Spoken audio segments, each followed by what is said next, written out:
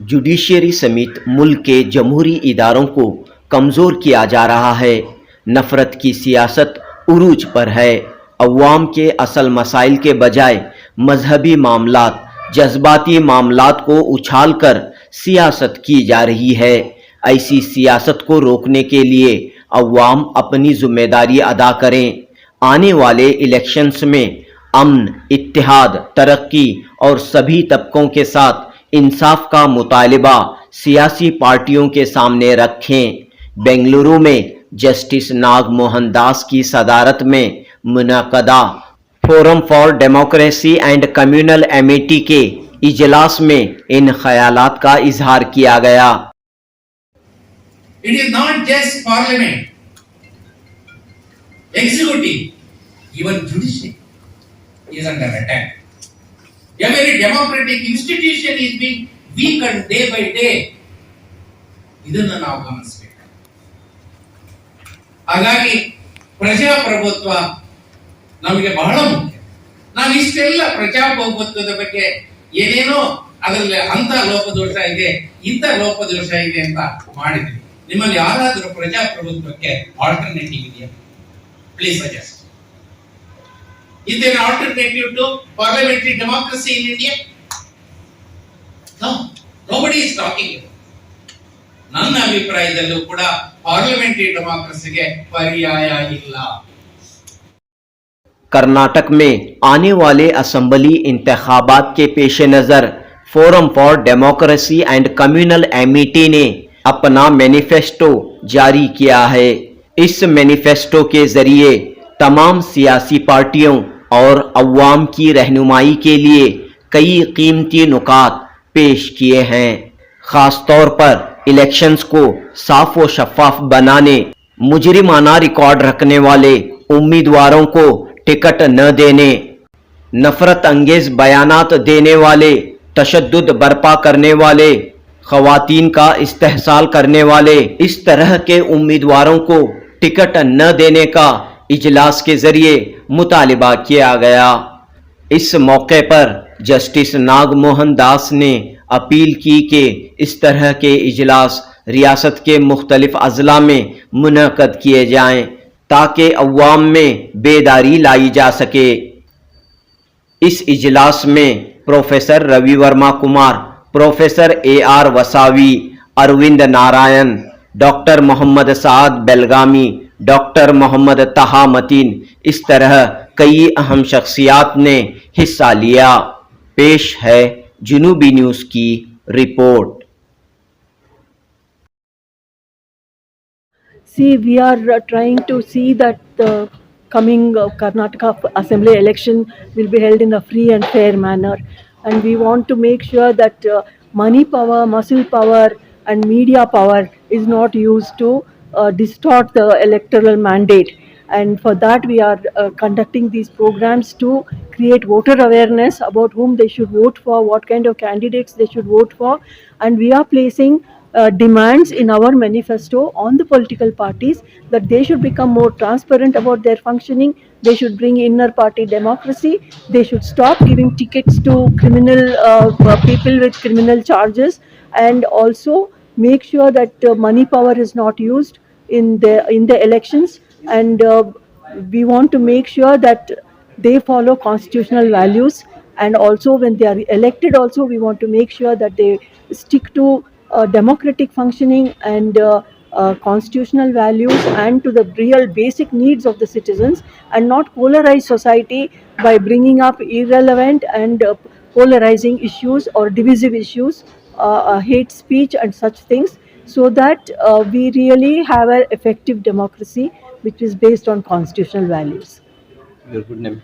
I'm Katyayani Chamraj. I'm Vice President of Forum for Democracy and Communal Amity, Karnataka chapter, and also Executive Trustee of Civic Bangalore. जैसा कि आज हमारे president Nagmohan दास साहब ने कहा कि जब यहाँ से अंग्रेज़ लोग चले गए हिंदुस्तान से, अब यहाँ की हुकूमत कौन करेगा? क्या हम राजा, सम्राट, इस तरह के लोगों को, बादशाहों को बनाएंगे, या कौन करेगा? तो फाइनली हमने एक फ़ैसला किया कि एक जमहूरी निज़ाम हम यहाँ क़ायम करेंगे, اب ہوا یہ ہے کہ اس جمہوریت کے نام پر ایسے ہماری ہندوستانی سیاست میں غنڈہ گردی، پیسوں کی سیاست، دھوکہ اور اتنا کرمنلائزیشن ہوا ہے پالیٹکس کے اندر. اور پالیٹکس میں اصل چیز سے ہٹ کر اصل ایشوز ہیں، روٹی کپڑا مکان ہو سکتا ہے، سوشل ڈیموکریسی ہے، پولیٹیکل ڈیموکریسی ہے، اکنامک ڈیموکریسی ہے، ان ساروں عناوین کو چھوڑ کر آپ بیف کے کھانے پر کہہ لیجئے، یا کسی کے لباس کے بارے میں کہہ لیجئے، یا کسی کی شادی کے بارے میں کہہ لیجئے، یا کس کی ریلیجن اور کاسٹ کے بارے میں کہہ لیجئے. یہ کیا کوئی ایشوز ہیں اس وقت بات کرنے کے لیے؟ اور کچھ لوگ کہہ رہے ہیں کہ یہی مین ایشوز ہیں، اور یہاں کی پولیوشن ہے، یہاں کی بھرشٹاچار ہے، یہاں کے کتنے ایشوز ہیں. جب نفرت کی پالیٹکس پھیلائی جا رہی ہے، اور پھر ایک ڈیموکریسی کے لیے جو ڈیموکریٹک انسٹیٹیوشنز ہیں، مثال کے طور پر الیکشن کمیشن ہے، جوڈیشری ہے، اور پورا یہ پروسیس ہے، یہ پورا ہم بڑی تشویش کے ساتھ دیکھ رہے ہیں کہ بہت ڈسٹربڈ ہے. جس طرح کے کانسٹیٹیوشنل رائٹس اور اس کے وہ دیے گئے تھے، کانسٹیٹیوشنل باڈیز بنائے گئے تھے، اب وہ خود باڈیز کرپٹڈ ہو گئے ہیں، ایکشن نہیں لے رہے ہیں، کہ ایسے انکوالیفائڈ لوگ الیکشن میں آ رہے ہیں صرف پیسوں کی بنیاد پر، مزل پاور کی بنیاد پر، زور اور زبردستی کی بنیاد پر، فتنے اور فساد کی بنیاد پر. جنہوں نے کسی کو گولی مارا ہے اور وہ بھی آ کر کھڑ جاتا ہے الیکشن میں.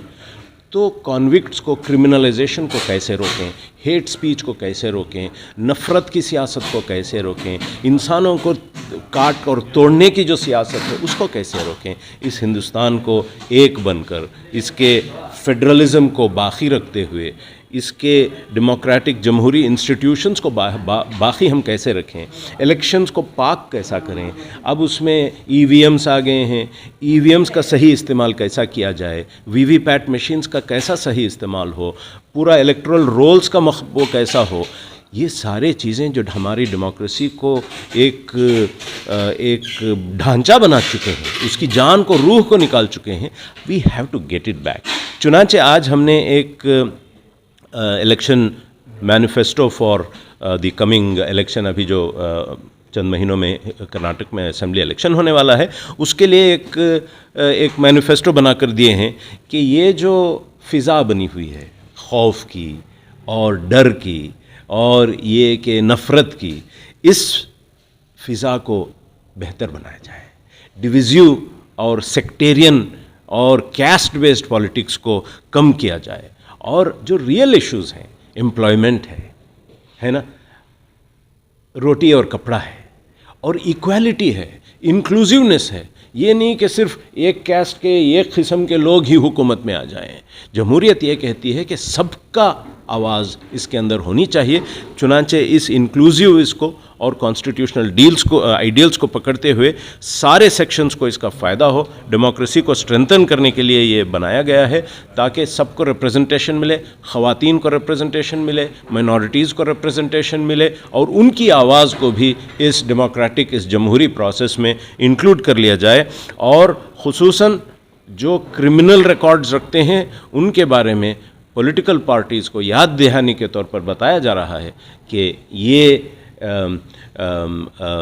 اگر ان کے پارٹی میں کچھ ایسے لوگ ہیں تو ان کو براہ کرم وہ نہ رکھیں، ان کا کرمنل ریکارڈ پہ پیش نظر رکھیں بیفور یو گیو دس تھنگ. اور ٹکٹس، اور ہم جوڈیشری کو بھی، کورٹس کو بھی یہ ان کی ذمہ داری یاد دلاتے ہیں کہ ایسے لوگوں کو اس ڈیموکریٹک پروسیس میں آنے نہ دیں. اور یہی ہمارا یہ اس وقت ایف ڈی سی اے کا سٹینڈ ہے. اس میں آج جسٹس ناگ موہن داس صاحب جو ہائی کورٹ کے جج رہ چکے ہیں اور ایک بہترین کتاب سمویدھانا اودی بول کر لکھ کے پورے کرناٹک میں اس کو پھیلا رہے ہیں تاکہ ہم کانسٹیٹیوشن کو سمجھیں اور ہمارے حقوق کو سمجھیں اور ہمارے سیاست اور جمہوریت کو سمجھنے کے لیے اف یو ڈونٹ ہیو این انفارمڈ الیکٹوریٹ، یہ جمہوریت فیل ہو جائے گی. हमारे साथ आज अरविंद नारायण साहब थे, वो PUCL के प्रेसिडेंट हैं, बहुत बेहतरीन लॉयर हैं। साथ में एक रिटायर्ड IAS ऑफिसर्स थे, जनाब देवसहायम साहब, चेन्नई के रहने वाले, बेंगलोर को मुंतकिल हो गए हैं, बहुत ज़बरदस्त काम किया है। उनका एक फोरम है, वो सिटीज़न्स कमीशन फॉर इलेक्शंस, इसमें उन्होंने बहुत बैटल्स लड़ी हैं कोर्ट्स में वगैरह।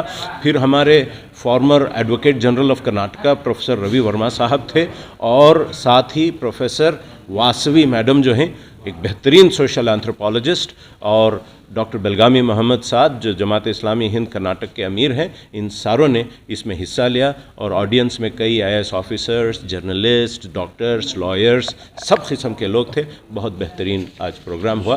अल्हम्दुलिल्लाह हम इससे कोशिश करते हैं कि यहाँ की जमहूरियत स्ट्रॉन्ग हो जाए इंशाअल्लाह। It is not just parliament, executive, even judiciary is under attack. A very democratic institution is being weakened day by day. ಇದನ್ನು ನಾವು ಗಮನಿಸಬೇಕು. ಹಾಗಾಗಿ ಪ್ರಜಾಪ್ರಭುತ್ವ ನಮಗೆ ಬಹಳ ಮುಖ್ಯ. ನಾವು ಇಷ್ಟೆಲ್ಲ ಪ್ರಜಾಪ್ರಭುತ್ವದ ಬಗ್ಗೆ ಏನೇನೋ ಅದರಲ್ಲಿ ಅಂತ ಲೋಪದೋಷ ಇದೆ, ಇಂಥ ಲೋಪದೋಷ ಇದೆ ಅಂತ ಮಾಡಿದ್ವಿ. ನಿಮ್ಮಲ್ಲಿ ಯಾರಾದರೂ ಪ್ರಜಾಪ್ರಭುತ್ವಕ್ಕೆ ಆಲ್ಟರ್ನೇಟಿವ್ ಇದೆಯಾ? Please suggest. Is there an alternative to parliamentary democracy in India? No, nobody is talking about it. ನನ್ನ ಅಭಿಪ್ರಾಯದಲ್ಲೂ ಕೂಡ ಪಾರ್ಲಿಮೆಂಟರಿ ಡೆಮಾಕ್ರಸಿಗೆ ಪರ್ಯಾಯ ಇಲ್ಲ. ಆದ್ರೆ ಈ ಪಾರ್ಲಿಮೆಂಟರಿ ಡೆಮಾಕ್ರಸಿನಲ್ಲಿ ಇಷ್ಟೆಲ್ಲ ವೀಕ್ನೆಸ್ ಇಲ್ಲ. ಇದು ಪ್ರಧಾನವಾದಂತಹ ಕಾರಣ ಏನು ಅಂತಂದ್ರೆ elections. There cannot be a democracy without elections. ಆದರೆ ಎಲೆಕ್ಷನ್ಸ್ ಏನಾಗಿದೆ? ಇವತ್ತು religion, caste, money power and muscle power ಆಕ್ರಮಿಸಿಕೊಂಡು, ಇದು ಪ್ರತಿಯೊಂದು ಕ್ಷೇತ್ರದಲ್ಲೂ ನಾವು ಇದನ್ನು ನೋಡಬಹುದು. ಎಲ್ಲ ಭಾಷಣಕಾರರ ಮಾತುಗಳಲ್ಲೂ ನಾವು ಇದನ್ನು ಕೇಳಿ. ಆದ್ರೆ ನಮ್ಮ ಮುಂದೆ ಈ ಒಂದು ಪ್ರಶ್ನೆ ಇರ್ತಕ್ಕಂಥದ್ದು, ಇದನ್ನ ಹೆಂಗೆ ನಾವು ಓವರ್ಕಮ್ ಮಾಡಿ, ಈ ಅನಿಷ್ಟಾನ ಹೆಂಗ್ ತೊಡಸ್ಬೇಕು, ಈ ಸವಾಲುಗಳನ್ನು ನಾವು ಹೆಂಗೆ ಎದುರಿಸಬೇಕು, ಈ ವ್ಯವಸ್ಥೆಯನ್ನು ಹೆಂಗೆ ಸತ್ತಿದ್ವಿ. ಇಲ್ಲಿ ನಮ್ಗೆ ಲಾಂಗ್ ಟರ್ಮ್ ಮೆಜರ್ಸ್ ಬೇಕಾಗುತ್ತೆ, ಶಾರ್ಟ್ ಟರ್ಮ್ ಮೆಜರ್. ಇನ್ನು 2-3 ತಿಂಗಳಲ್ಲಿ ಕರ್ನಾಟಕದಲ್ಲಿ ನಮ್ಗೆ ಎಲೆಕ್ಷನ್ ಬರ್ತಾ ಇದೆ. ಆ ಸಂದರ್ಭಕ್ಕೆ ನಾವೇನ್ ಮಾಡ್ಬೇಕು? ಇನ್ನು 2 ವರ್ಷಗಳಲ್ಲಿ ಪಾರ್ಲಿಮೆಂಟ್ ಎಲೆಕ್ಷನ್ ಬರುತ್ತೆ. ಆ ಸಂದರ್ಭಕ್ಕೆ ನಾವೇನ್ ಮಾಡ್ಬೇಕು? ಹಾಗಾಗಿ ನಾವು ಲಾಂಗ್ ಟರ್ಮ್ ಮೆಜರ್ಸ್ ಬಗ್ಗೆನೂ ಚರ್ಚೆ ಮಾಡಬೇಕಾಗಿದೆ, ಶಾರ್ಟ್ ಟರ್ಮ್ ಮೆಜರ್ಸ್ ಬಗ್ಗೆನೂ ನಾವು ಚರ್ಚೆ ಮಾಡಬೇಕು. ಹಾಗಾಗಿ ಇವತ್ತಿನ ಈ ದುಂಡು ಮೇಜಿನ ಸಭೆ ಒಂದು ಸಣ್ಣ ಪ್ರಯತ್ನ, ಆದ್ರೆ ಇಲ್ಲಿ ಕೊನೆ ಆಗ್ತದೆ. ಈ ದುಂಡು ಮೇಜಿನ ಚರ್ಚೆಯಲ್ಲಿ ಇವತ್ತು ನಾವು ಒಂದಷ್ಟು ತೀರ್ಮಾನಕ್ಕೆ ಬರಬೇಕಾಗಿದೆ. ಒಂದು, ನಾಳೆ ಬರ್ತಕ್ಕಂಥ ಚುನಾವಣೆ ಎದುರಿಸ್ತಕ್ಕಂಥ ಶಾರ್ಟ್ ಟರ್ಮ್ ಮೆಜರ್ಸ್ ಬಗ್ಗೆನೂ ನಾವು ತೀರ್ಮಾನ ಮಾಡಬೇಕಾಗಿದೆ. ಲಾಂಗ್ ಟರ್ಮ್ ಮೆಜರ್ಸ್ ಆ ಎಲ್ಲ ವಿವರಗಳನ್ನ ನಾನು ಹೇಳೋದಕ್ಕೆ ಹೋಗೋದಿಲ್ಲ. ಆದ್ರೆ ನನ್ನ ಅಭಿಪ್ರಾಯದಲ್ಲಿ ಕೆಲವು ಅತ್ಯವಶ್ಯಕವಾಗಿ ಬೇಕಾಗಿರ್ತಕ್ಕಂಥ ಕೆಲವು ಸುಧಾರಣೆಗಳನ್ನ ಮಾತ್ರ ನಿಮ್ಮ ಮುಂದೆ ಹೇಳಲಿಕ್ಕೆ ಇಷ್ಟ. ಮತಗಳ ಪ್ರಮಾಣಾನುಸಾರ ಪ್ರಾತಿನಿಧ್ಯ ಪದ್ಧತಿ ಜಾರಿಗೆ ತರಬೇಕಾಗಿದೆ. ಪ್ರಪೋರ್ಷನಲ್ ರೆಪ್ರೆಸೆಂಟೇಷನ್ ಅದು ಅನೇಕ ಈ ಅನಿಷ್ಟಗಳಿಗೆ ಒಂದು ಪರಿಹಾರನ ಸೂಚಿಸಬಹುದು ಅಂತ ನನ್ನ ಅಭಿಪ್ರಾಯ. ಅದು ಚರ್ಚೆ ಆಗಬೇಕು. ಅಭ್ಯರ್ಥಿಯ ಸ್ಥಾನ ತೆರವಾದರೆ 2ನೇ ಸ್ಥಾನದಲ್ಲಿರುವ ಅಭ್ಯರ್ಥಿಯನ್ನು ಪ್ರತಿನಿಧಿ ಎಂದು ಘೋಷಿಸಿ ಮರುಚುನಾವಣೆಯನ್ನು ತಪ್ಪಿಸಬೇಕು. ಆಯ್ಕೆಯಾದ ಅಭ್ಯರ್ಥಿ ಜನರ ಆಶೋತ್ತರಗಳಿಗೆ ಸ್ಪಂದಿಸದೇ ಇದ್ರೆ, ಭ್ರಷ್ಟರಾದರೆ, ದುರಾಡಳಿತದಲ್ಲಿ ತೊಡಗಿದರೆ ಅಂತಹ ಅಭ್ಯರ್ಥಿಯನ್ನ ಹಿಂದಕ್ಕೆ ಕರೆಸಿಕೊಡುವ ಪದ್ಧತಿಯನ್ನು ಜಾರಿಗೆ ತರಬೇಕಾಗಿದೆ. ರಾಜಕೀಯ ಪಕ್ಷಗಳು ತಮ್ಮ ವರಮಾನ, ಖರ್ಚು, ವೆಚ್ಚಗಳ ಬಗ್ಗೆ ಆಡಿಟ್ ಲೆಕ್ಕವನ್ನು ದೇಶದ ಜನತೆಯ ಮುಂದೆ ನೀಡಬೇಕು. ವ್ಯಕ್ತಿಗಳು, ಕಂಪನಿಗಳು ಇತ್ಯಾದಿಗಳು ರಾಜಕೀಯ ಪಕ್ಷಗಳಿಗೆ ನೀಡುವ ದೇಣಿಗೆಯೂ ಸಹ ಆಡಿಟ್ ಲೆಕ್ಕವನ್ನು ನೀಡಬೇಕು. ಪಕ್ಷಾಂತರ ಮೇಲೆ ಮತ್ತೆ ಗೆದ್ದ ಸ್ಥಾನಕ್ಕೆ ರಾಜೀನಾಮೆ ಕೊಡುವ ಅಭ್ಯರ್ಥಿಗಳನ್ನೇ ಚುನಾವಣೆಯಲ್ಲಿ ಸ್ಪರ್ಧಿಸಿದಂತೆ 10 ವರ್ಷ ನಿಷೇಧ ಹೇರಬೇಕು ಮತ್ತು ಚುನಾವಣಾ ವೆಚ್ಚವನ್ನ ಅವರಿಂದ ವಸೂಲಿ ಮಾಡಬೇಕು. ಪ್ರಜಾಪ್ರಾತಿನಿಧ್ಯದ ಕಾಯ್ದೆಯಲ್ಲಿ ತಿಳಿಯಪಡಿಸಿರುವ ಅಪರಾಧಗಳು ಸಂಬಂಧಿಸಿ ಕ್ರಿಮಿನಲ್ ಮೊಕದ್ದಮೆಯಲ್ಲಿ ಅಪರಾಧ ಎಸಗಿದ್ರೆ ಅಂತ ಅವರ ಮೇಲೆ ನ್ಯಾಯಾಲಯ ತೀರ್ಪು ನೀಡಿದ್ರೆ ಅಥವಾ ರೌಡಿ ಶೀಟ್ ಎಂದು ಘೋಷಿಸಲ್ಪಟ್ಟವರನ್ನ ಚುನಾವಣೆಯಲ್ಲಿ ಸ್ಪರ್ಧಿಸಿದಂತೆ ನಿಷೇಧಿಸಬೇಕು. ಧರ್ಮ, ಜಾತಿ, ಭಾಷೆ ಹಾಗೂ ಪ್ರಾಂತ್ಯದ ಹೆಸರಿನಲ್ಲಿ ಜನರ ಐಕ್ಯತೆಯನ್ನು ಮುರಿಯುವ, ವಿಷವನ್ನು ಬಿತ್ತುವ, ಭಯ, ಅಭದ್ರತೆ, ಹಿಂಸೆ, ದ್ವೇಷವನ್ನು ಹುಟ್ಟಾಕುವ ಯಾವುದೇ ರಾಜಕೀಯ ಪ್ರಚೋದನೆಯನ್ನು ಮಟ್ಟ ಹಾಕಬೇಕು. ಮಾಧ್ಯಮಗಳು ಹಣಕ್ಕಾಗಿ ತಮ್ಮನ್ನು ತಾವು ಮಾರಿಕೊಳ್ಳಬಾರದು. ಪಕ್ಷಾತೀತವಾಗಿ ಕಾರ್ಯನಿರ್ವಹಿಸಿ ಜನಹಿತವನ್ನು ಕಾಪಾಡಬೇಕು. ತಾಂತ್ರಿಕ ಕಾರಣಗಳಿವೆ. ಚುನಾವಣೆ ತಕರಾರು ಅರ್ಜಿಗಳನ್ನು ವಜಾ ಮಾಡುವುದು ನ್ಯಾಯಾಲಯಗಳು ನಿಲ್ಲಿಸಬೇಕು. ಸತ್ಯವನ್ನು ಕಂಡುಹಿಡಿದು ವ್ಯಾಜ್ಯಗಳನ್ನು ಬೇಗ ಇತ್ಯರ್ಥಗೊಳಿಸಬೇಕು. ಲೋಕಸಭೆ, ರಾಜ್ಯಸಭೆ ಮತ್ತು ರಾಜ್ಯ ಶಾಸನಸಭೆಗಳ ಮಹಿಳಾ ಮೀಸಲಾತಿ ಜಾರಿಗೊಳಿಸಬೇಕು. ಮೀಸಲು ಸ್ಥಾನಗಳನ್ನ ರೊಟೇಷನ್ ಪದ್ಧತಿಯ ಮೇಲೆ ಅಳವಡಿಸಿಕೊಂಡು ಈಗಿರ್ತಕ್ಕಂಥ ಎಲ್ಲ ಅನಿಷ್ಟಗಳನ್ನ ನಿಯಂತ್ರಣಕ್ಕೆ ತರುವುದಕ್ಕೆ ನಮ್ಮ ಮುಂದೆ ಇರ್ತಕ್ಕಂಥದ್ದು ಎರಡೇ ಕಾಯ್ದೆ: representation of people's act and anti defection. ಈ ಎರಡೇ ಕಾಯ್ದೆಗಳು they failed us. There are no certain provisions with regard to certain issues that has cropped up in the present day politics. ನಾವು ಚಾಪೆ ಕೆಳಗಡೆ ದುಡಿತೀವಿ ಅಂತಂದ್ರೆ ಅವ್ರ ರಾಜಕಾರಣಿಗಳು ಹೇಳ್ತಾರೆ ನಾವು ರಂಗೋಲಿ ಕೆಳಗಡೆ ಆಂಟಿ ಡಿಫೆಕ್ಷನ್ ಲಾ ತಂದ್ರು. ಆದ್ರೆ ಆಪರೇಷನ್ ಅಂತಕ್ಕಂಥ ವ್ಯವಸ್ಥೆ ಜಾರಿ.